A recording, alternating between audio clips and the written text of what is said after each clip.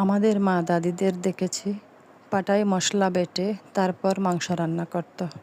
সেই মাংসের স্বাদটাই ছিল অসাধারণ, এক কথায় একেবারে অমৃতের মতো।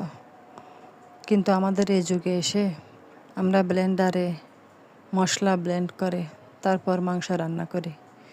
এতে স্বাদটা খুব একটা ভালো আসে না, তবুও জীবনটা সহজ করার জন্য আমরা এটা করি। আর আমরা প্রায় সময় এখন কষিয়ে মাংস রান্না করি, কিন্তু আমাদের মাকে দেখেছি কষিয়ে না, হাতে মাখিয়ে মাংস রান্না করত।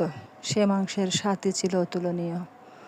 আজ আমি চেষ্টা করলাম কষিয়ে নয়, হাতে মাখিয়ে মাংস রান্না করতে।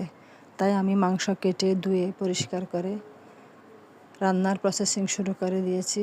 আজ আমি মাংসটা রান্নার পর সেখানে ডালের বড়া দেব, যেটাকে আমাদের চট্টগ্রামের ভাষায় আমরা ফুলুরি বলি। মাংস রান্না শেষ হয়ে গেল, এখন আমি উপরে ফুলুরিগুলো ছিটিয়ে দিলাম।